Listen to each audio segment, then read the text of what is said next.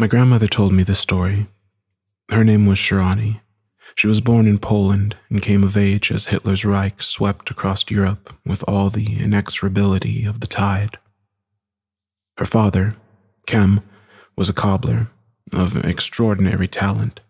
He could create a pair of good, strong shoes from garbage. This was an unusual gift, and even though they lived in a more enlightened age, many of his neighbors believed that it was at least partly magic. At some point, the neighbors collectively decided that Kem could enchant shoes, so they came to him, asking for luck, wisdom, and as that terrible death tide ebbed ever closer, safety. Kem was such a successful cobbler that he and his wife, Zofia, began to hope that they might one day be wealthy. They dreamed of a large shoe shop for Kem, of purebred dogs for Shirani, expensive gardens for Sophia, and a large, airy house for all of them. It seemed not only possible, but certain, that the sheer force of Kem's devotion and talent would effortlessly create a happy ending. But as they would soon learn, there are things even a father's love cannot prevent or overcome. Now, Shirani had many friends, so she naturally heard rumors of her father's benevolent sorcery. These stories both frightened and excited her. One night, she went to Kem and asked, "Papa, is it true that you make magic shoes?" He pulled her up onto his lap, laughing. "Maybe I could." "But do you?" He ruffled her hair. "I think I did once. I suppose I could again, but only for those I love." Shirani found this answer deeply unsatisfying. "What does that mean?" "It means that love is the only real magic, my darling."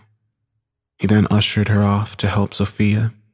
Shirani did as he bade, even though she felt annoyed and dissatisfied.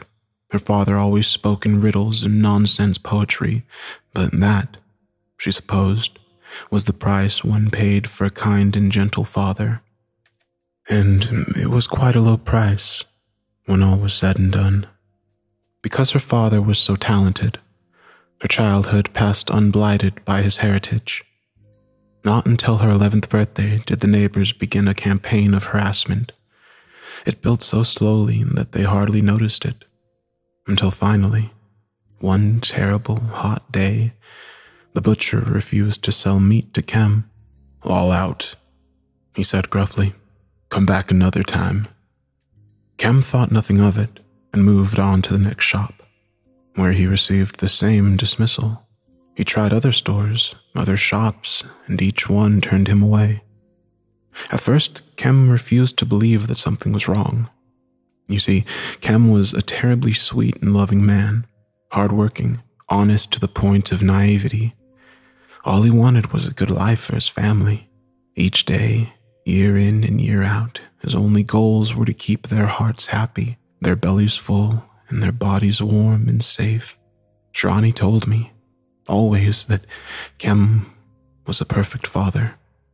But even perfect fathers cannot turn bad neighbors into good, brave men. And the shunning of Shirani's family continued. At first, they assumed it was because Kem's family was Romani, outsiders, undesirable, rat people, gypsies, so low that they were beneath even the Jews, who Hitler called the race tuberculosis of the world. As food became scarcer and people became more afraid, they turned on each other, casting even their kindest neighbors out of the fold. Maybe Kem's Roma blood was the problem at first, and it would have been bad enough. But then a neighbor, some cruel, petty, panicked neighbor, reported that Shirani's mother, Zofia, was a Jew.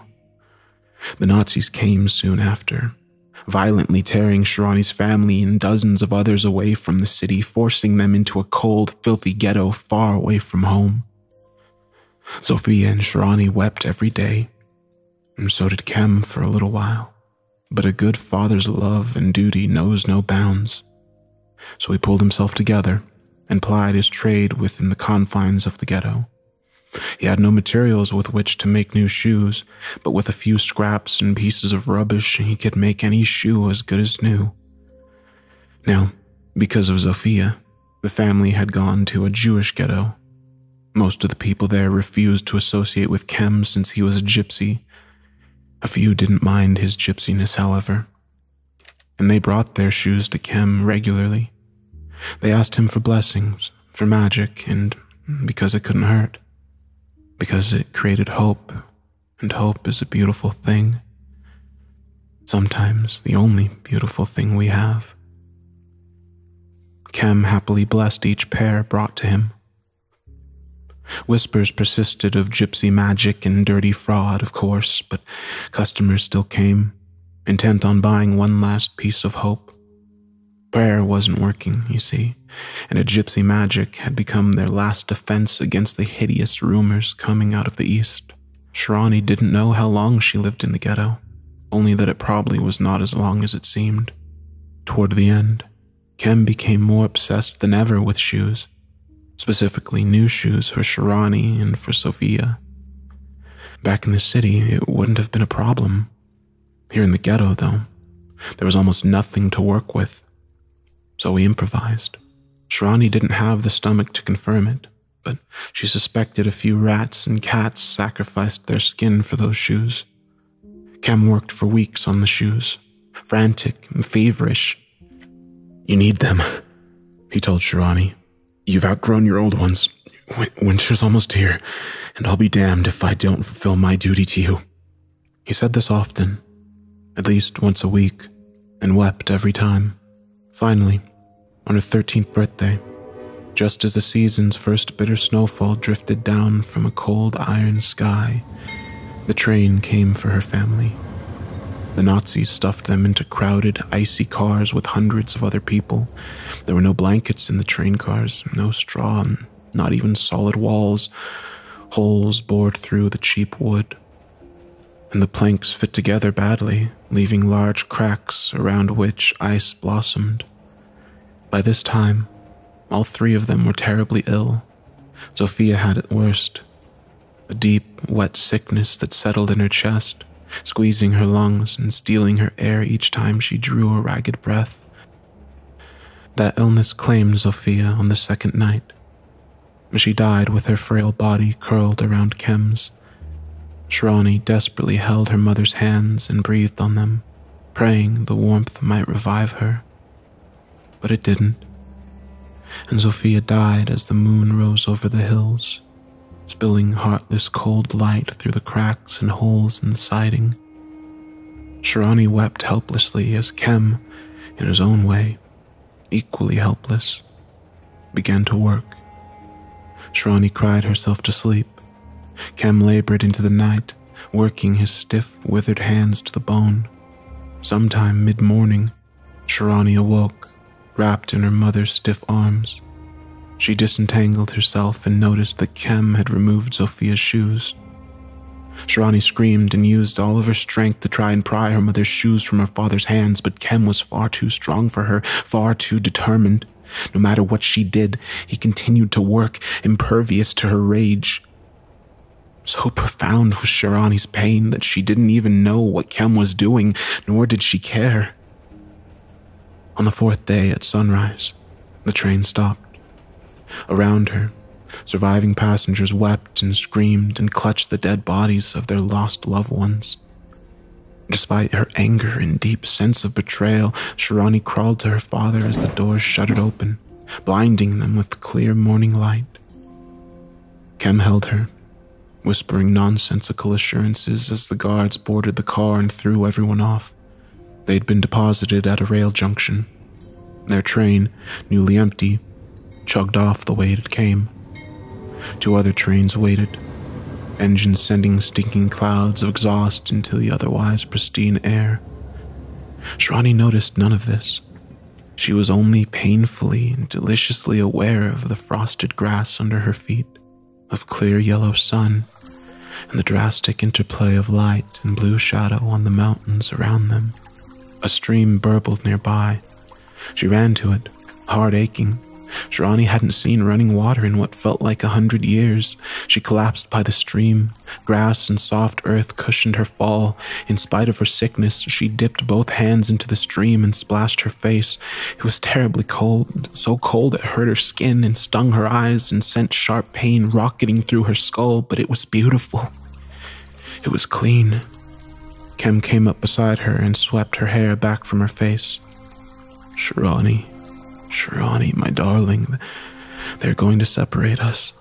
Horror and desperate sorrow seized Shirani. I heard them, he continued. Tears shimmered in his eyes. Shirani began to cry. They're separating the men from the women. Take these. He presented the shoes, her mother's shoes, only they were not her mother's shoes, at least not entirely. New leather and sturdy soles gleamed in the morning light. As she wept, Kem slipped her shoes off and laced the new ones on. Don't take them off. Not for anything or anyone, not until you're safe. He tied off each shoe, then grabbed Shirani's hand. I love you, more than anything, more than my life, more than God. Before Shirani could answer, the guards came and pulled them apart, because there are things even a father's love cannot stop. She screamed and kicked as they dragged her away. Her father stood by the stream, watching her with haunted eyes. Only then did she see that her father, her poor, helpless father, was barefoot. She struggled, shrieking at the top of her lungs until a guard hit her in the head with the butt of his rifle. Stars rocketed across her vision. The darkness overtook her. Shirani never saw Kem again. She woke aboard the new train, only 15 minutes from the camp. As the prisoners exited the train, guards sorted them into groups. The vast majority of women and children were shunted toward low gray buildings, belching smoke into the sky. Shirani expected to go with them, but one of the guards, narrow-faced, with luxurious black hair, pulled her aside with an appraising look. Even though she was frail and white-faced, half-starved and clearly ill, he shoved her towards the other line, toward the strong-bodied workers. Guards took rings and papers and trinkets and all remaining belongings from the other prisoners. Shirani expected they would take her shoes, but they merely shoved her through without a second look. Life at the camp was a frozen, lonely hell, although it quickly became apparent that Shirani was decidedly less frozen than her companions. Though the cold, deadly winter subsumed the camp, the Nazis gave no quarter. Every inmate, no matter how ill, hungry, or frail, was forced to work. Even as shoes wore down to nothing, clothing drifted away thread by thread, the Nazis made the prisoners perform pointless and pointlessly cruel labor for hours each day. Infection and frostbite ran rampant. On the worst days, Shirani watched in horror as women and men, delirious with fever, snapped their frozen toes off one by one. Shirani's toes never froze. Her father's shoes made sure of that. In fact, no part of her froze. She was not comfortable, no, not by any means, but she was all right, even on the worst days, the coldest days, the days she woke up to frozen corpses of her fellow inmates. She barely even shivered. Most amazing of all, the nights were tolerable. Shirani rather believed this was the Holocaust of a deluded mind. However, because on the nights when she was most comfortable, she would feel something warm and liquid creep up from her feet and spread up over her head. As winter raged on, visions began to accompany this creeping warmth. Translucent fur, smooth and short, like the house cats she'd fed in the ghetto. Even more strangely, dim stars shone within the fur, tiny yellow pinpricks twinkling in the soft, warm darkness. She could still see the barracks through this queer, invisible skin, still hear the cries and screams of the women around her, even the wails from the men's barracks, but she felt insulated from all of it. Separated, protected. Delusion or not, this warmth allowed her to rest when no one else could, and kept her reasonably healthy, even as people withered to frozen revenants around her. It made Shirani sad, but distantly so. She had no friends in the barracks. She'd seen the way they snuck and stole from each other, The way they'd raided the fresh corpses every morning. She'd seen the other inmates eyeing her shoes, seen the covetousness in their eyes, and was deeply afraid that she would be killed for them. One brutal winter morning, during a pointless mission dragging logs all the way across camp, she heard something so beautiful she thought it was a hallucination. A soft, sweet voice, drifting up and down in a beautiful, wordless song. Shirani glanced around her. The guard paid her no attention. They were miserably cold and deeply disgruntled, stamping their feet and conversing amongst themselves as the inmates toiled. The black-haired guard was there. He glanced at her once, and then returned his attention to his companion. Shirani saw her chance and ducked away. She found the singer pressed against the fence of the farthest barracks. He was small and frail, barely taller than Shirani. His face was terribly pale and monstrously thin, but his eyes were beautiful and kind. Like her, he wore a threadbare uniform. Unlike hers, it was emblazoned with a faded pink triangle. Shirani thought it rather pretty and told him so. He shook his head blearily, then smiled. Shirani scanned the area. The guards were still occupied, so she leaned in, curled her fingers around the frozen wire of the fence, and said, "You have a beautiful voice. What is your name?" The man shook his head and made nonsense sounds. When she didn't understand, he sang a swift, liquid scale, holding his mouth open. That's when she saw he had no tongue. Deep sorrow crushed her, the worst she'd felt since they took her away from her father. She thrust her bony wrist through the fence and impulsively grabbed the mute man's hands. He grasped it with both of his and squeezed. Tears spilled down his face and he smiled again. He held up a hand, ensuring he had her attention. He then reached down and raked a fingertip through the dirt, spelling out his name, Lucas. Flat gray sky glimmered off familiar black hair as he surged forward, breaking them apart and dragging Shirani away. By this time, Shirani knew better than to fight. She couldn't help but look back over her shoulder. Lucas of the pink triangle rose clumsily to his feet, looking stricken and angry. That was how Shirani met her only friend in the entire camp. Every day she went to see him, bringing scraps of food, at first pieces from her own bowl, and later gifts from the black-haired guard. Lucas couldn't speak, but he wrote well and quickly. He was a singer from Berlin, only 19 years old. He'd been incarcerated for homosexual behavior. When he disclosed this to her, he glanced up at her anxiously, awaiting judgment that never came. Shirani did not care.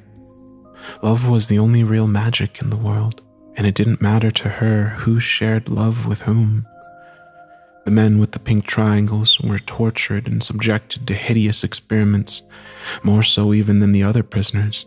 Lucas had been injected with all manner of chemicals and poisons. When that failed, the Nazis had boiled his manhood away so that he could never practice his perversion again. Others had been used as targets for trainee SS officers. Lucas himself was not sure why or how he was alive. He was thin, sickly, and crippled now. He proved this by pulling off his thin slippers, revealing several missing toes. Every day, Shirani led Lucas's hand and wished, from the bottom of her heart, for a second pair of magic shoes. Their friendship was quickly noticed. The black-haired guard didn't like their bond, and soon enough stopped sending her to Lucas's side of camp. The guards found other women, sicker women, to perform their pointless chores, and confined Shirani to the barracks. It angered her, but it was also a relief. She was able to sleep more, able to lose herself in the soft, sleek fur and warm stars of her invisible shoe cocoon.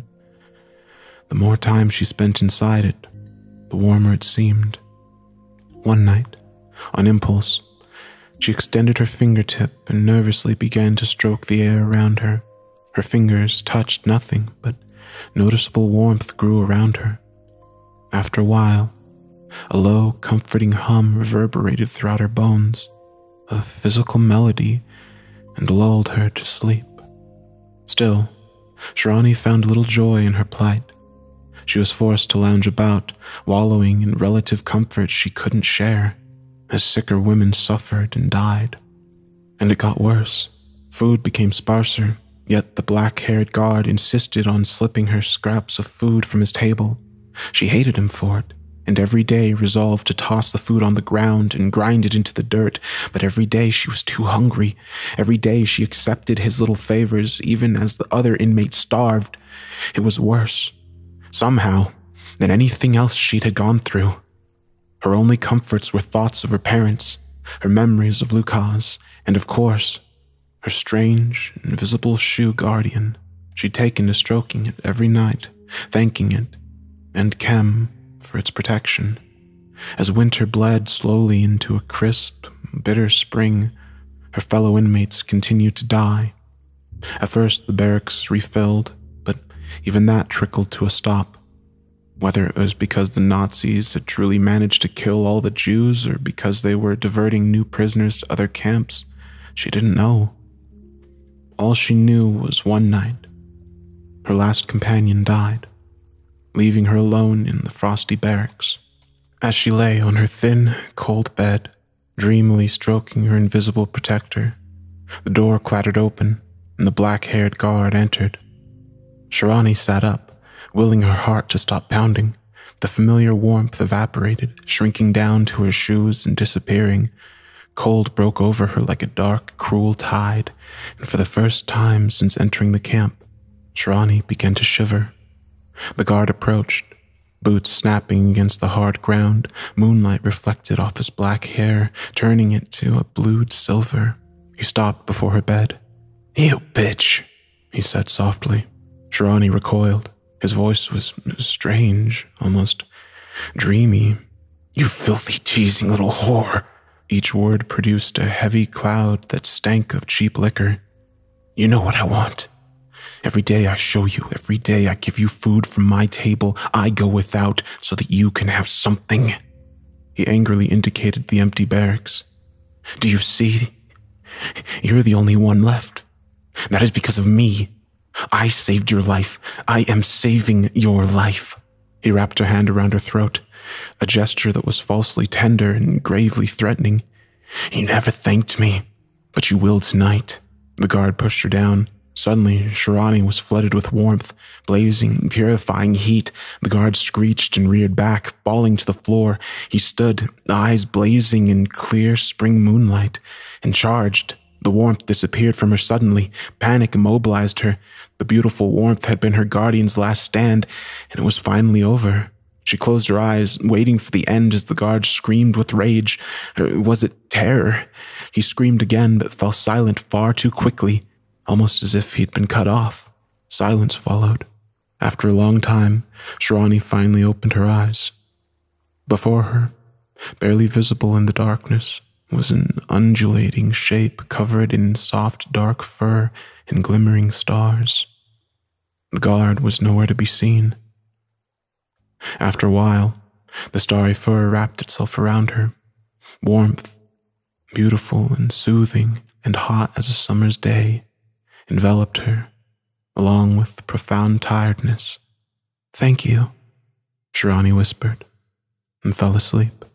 The camp was liberated not long after. Shirani was still the last in her barracks, but far from the last in the camp.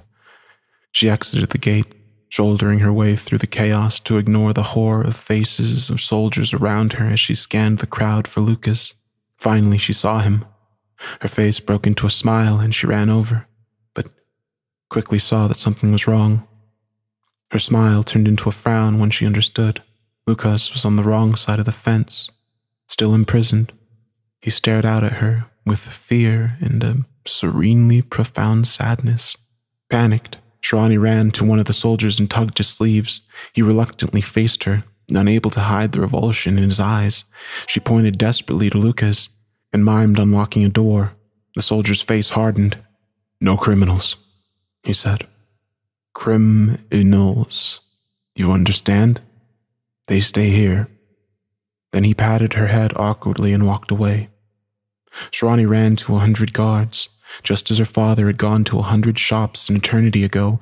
Some laughed, a handful hugged her. Most, however, gruffly repeated the words, "criminals." Soon, far too soon, it was time to leave, and still Lucas languished behind the fence. She would survive. But Lucas, poor, sweet, frail Lucas, would continue to suffer. She ran her hands along the fence, scrambling for a weak spot, a hole, anything that she could tear open, but there was nothing. After a while, Lucas gently took her hands and began to sing. Shirani sobbed. Soon, Lucas's fine, wordless voice wavered, then broke, and he was crying too. Suddenly, Shirani had an idea. A soldier came to her nervously. "It's time to go," he said. Shirani sat down and feverishly began to untie her shoes. The soldier watched, nonplussed, as she pulled the shoes off and heaved them over the fence to Lucas. "Put them on." It was a battle to keep her voice steady, one she almost lost. "Don't take them off. Never take them off, not until you're safe." Lucas stared at her, frightened and hurt and terribly confused. "Put them on!" she screamed.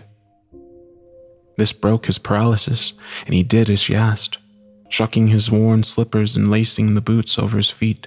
Even though they were women's shoes, they fit him because his feet were narrow and he had almost no toes.